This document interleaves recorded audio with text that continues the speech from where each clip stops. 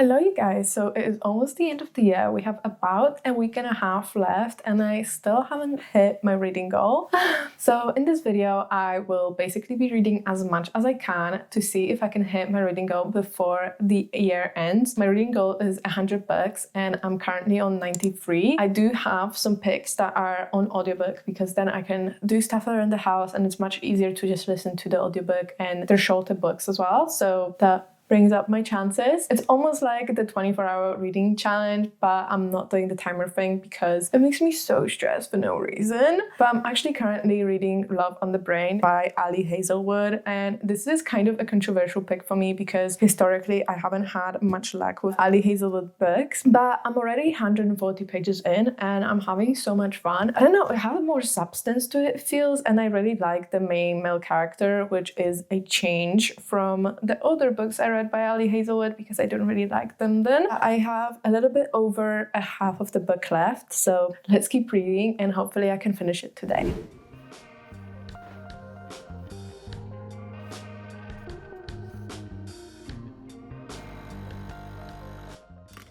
This book is kind of based on the miscommunication trope, so if you're not a fan of that or like you can't really move past it, I wouldn't recommend it because it was a little bit irritating at first, but I think it does make for an interesting plot line. But I do find both the main characters very endearing, especially the main love interest, Levi. I think he's so sweet. I think we're close to kind of a culmination point. I'm halfway through now. I do hope it's gonna live up to my expectations. Also, as always, the science aspect is done so well. Ali Hazelwood does have a science past, so it does make sense. But also I love about this book is that our main character B is obsessed with Marie Curie, and I can relate to it on some point because Marie Curie is Polish. So when I grew up, I was just so inspired and like, I don't know, proud to be Polish, and knowing that one of the first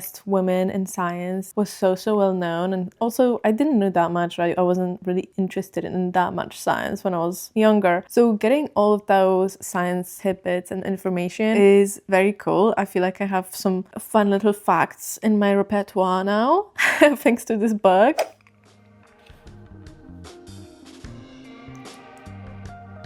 What a freaking jerk. What a freaking jerk. Ew. Ew. So that is the most horrible sentence I've ever read. Man, am I right? God.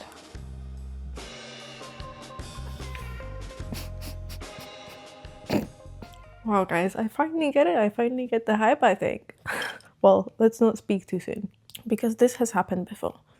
I'm looking at your love hypothesis. Okay, so I've just found out that our main character B is 5 foot, I think. So that is about to my nose, okay. And then her love interest is 6'4". Bro, that's not even his height. That's not even his height. Okay, that is roughly his height. And she's like this tall. Listen, I love a height difference, you know? But this is crazy. This is just crazy. Love on the Brain was definitely my favorite book by Ali Hazelwood. This was so special, and even though Ali Hazelwood writes STEM topics all the time, I think this one delved much deeper into the actual problems in science and honestly in women's worlds. It dealt with a lot of misogyny, and I loved how it tackled and shown perspective on how the gender bias actually affects women. And also, obviously, the main love interest, Levi, was so sweet. I think he was the gentlest, most adorable and kind interest from Ali Hazelwood that I have read. I've read Love Hypothesis and Love Theoretically, and both of those love interests were very mysterious, grumpy, quiet, shy, and I feel like Levi was a very talkative person and he stood up for what he believed in and he stood up for his woman as well. Not like the other guys didn't, but like this was portrayed much better. So I will be giving this one 3.5 stars. Still not 4 stars because there was something missing. The miscommunication trope did get a little bit too much. It was a good time. For my next books, I will be largely listening to an audiobook. I was scrolling on Libby and I was just looking through like the short books that they have, and I found a lot of great choices. I actually wanted to read one of the next books in the Murderbot series. I think I'm on the 4th one, but it wasn't available at this moment. So I'm actually going to be starting with What Feasts at Night, which is the second book in What Moves the Dead series. I really liked the style and writing of the first one. It's scary, but also cozy at the same time.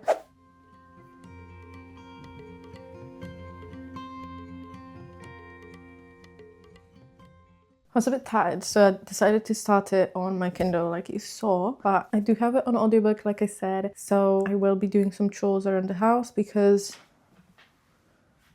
let's not even talk about that because I was just not in the mood to clean yesterday, and that's why it looks like that, because I didn't clean anything yesterday. Well, now I have to do it all today, so I'm gonna put my audiobook on and clean.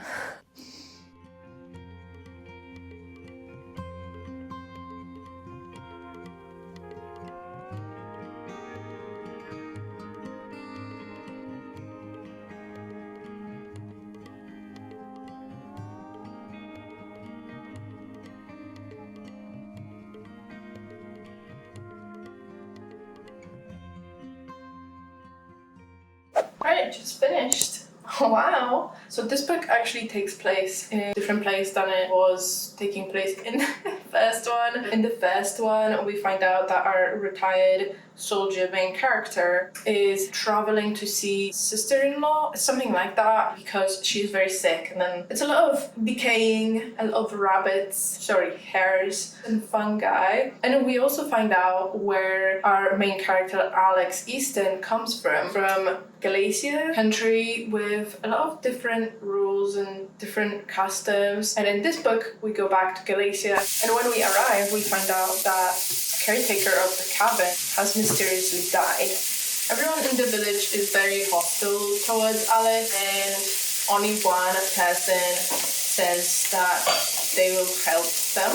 She's still very hostile towards Alex. Everyone in the village thinks that the old caretaker died because of a moroi, which is a folk legend of a monster that sits on your chest and steals your breath. What I like about these books is actually the fact that the main character, Alex, is non-binary. It's not done very often. I forgot to say, but I rated What Feasts at Night 3.5 stars as well. It's very different from the first book, even though it still had that eerie, decaying, mystery, goriness about it, but very different subjects. I still liked it. Very cozy horror vibes, but I do think a little bit less happened in this book than the first one. And this book brings me to 95 books read. My next book is kind of a cop-out, but I would have read it earlier on in the year, so I would have read it regardless if I was doing this video. And it is The Drowning Faith, which is a very short novella, literally just like a chapter from Nadja's point of view from the Poppy War. I read the Poppy War trilogy this year, and after I finished the Poppy War, I was traumatized, so I didn't want to read it at the time. I guess now is the perfect time to read it.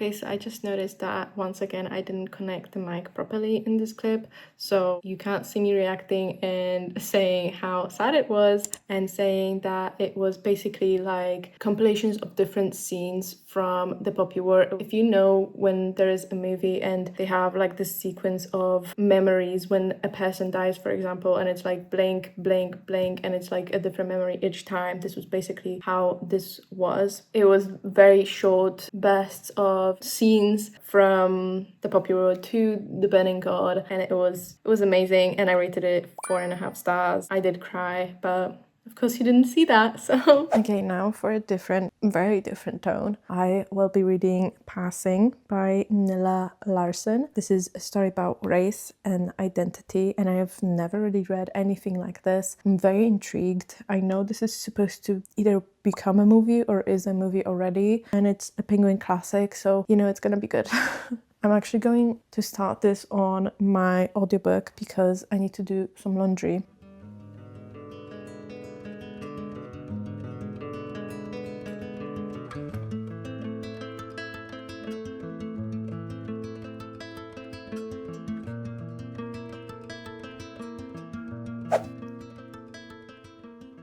Passing is a short novel which I just found out is semi-autobiographical for the author about a mixed-raced woman passing as white to secure her social standing and basically be able to exist in a society and have what she desires, meeting up with her old childhood friend Irene, who is also mixed-race but is also very active in the Harlem circles. From the first chance meeting, their lives start intertwining so much more, and this story looks at so much, and I think it was so powerful. Obviously, I as a white woman cannot fully comprehend the gravity of their situations, especially in 1920s, with the choice of passing also puts the person in horrible risk at being discovered and basically living in fear at being discovered. This is not only a story about fear, race and desires, but also severe segregation even within their own race, but also the commitment to race from Irene. I am definitely giving this one 4.5 stars. I can't believe I've not really come across this book sooner. I feel like it should be more popular than it is because it's also very thrilling. It also deals with a lot of misogyny and women relationships and connections. It is dinner time, so I will have dinner now, but after dinner I will start I Got This, which is a autobiography of a Olympic gymnast. I have always been fascinated by gymnasts. I have always loved media surrounding it. I have watched many documentaries and movies about gymnasts, so this will be my first book about gymnastics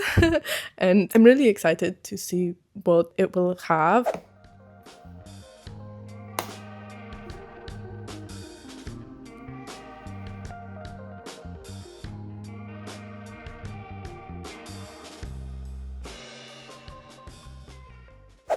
So I did finish I Got This, and this was not the book I was expecting. I was expecting a autobiography filled with struggles, uncovering the secrets behind gymnastics, how hard it is, how they have to hide pain, how structured and crazy their routines and practices are, and also delving a little bit into the Crowley controversy, if you guys haven't heard about that. But this this book is not aimed at adults. This is definitely intended for kids, and it is written like that. It is also written probably when Laurie was 16. She either wrote it or co-wrote it, and it definitely shows that it was written by a young person for young people.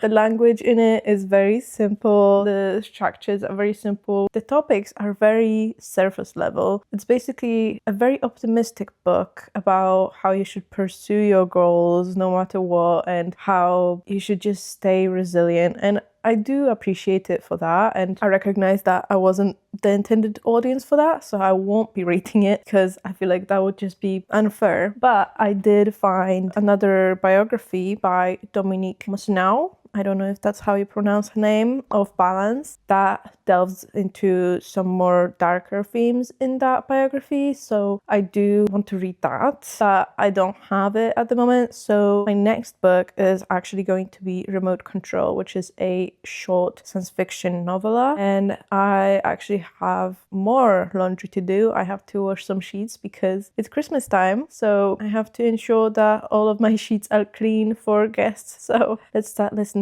and let's do some laundry.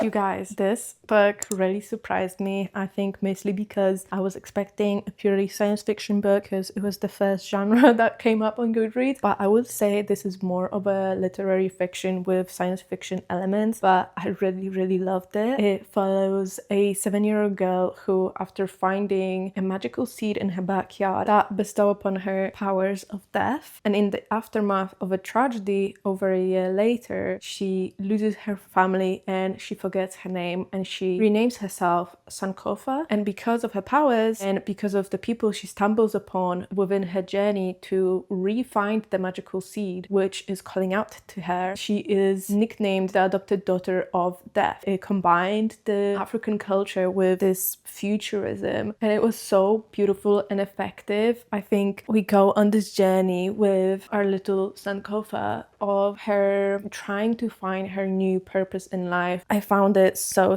incredibly engaging. So I almost read this cover to cover, but I did stop when I had lunch, and I will be giving this probably 4.5 stars. I also just now realized that I've actually recently read another book by this author, Nnedi Okorafor. It was Binti, and that one was much more of a science fiction read. It took place in a spaceship, and it's another short read. I think this book made me go up to 99 books read.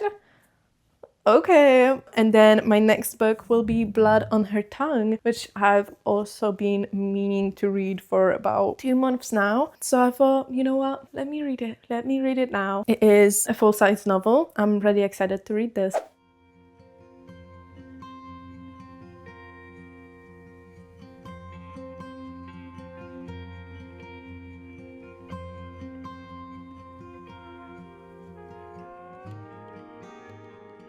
Okay, so I've read about 50 pages of this. It is 11 p.m. at night. I got a little bit distracted in the evening, so I didn't really read that much. But Blood on Her Tongue follows Lucy, who travels to see her sister, who got very quickly, very mysteriously, very gravely ill after discovering a body buried in her land in the marshes, the bogs. This book not only follows the current timeline and current events, but it's also interspersed with letters from Sarah, the sister to Lucy, from when she first discovered the body to when she got ill. I think it's like a span of 10 days, and we get a letter from each day, consequent day, every couple of chapters. This is exactly what I wanted from this book. It's very gothic, very dark. It's very similar to Hungerstone, which is what I wanted, and this is my 100th book, so I know I will definitely hit my goal, and that's the purpose of this video. So I'm so happy, but I will be finishing this video here because I'm actually filming a separate video on this book, so you can follow along with me on that video. It's gonna be the next video. But thank you for watching this video, and I'll see you in the next one. Bye.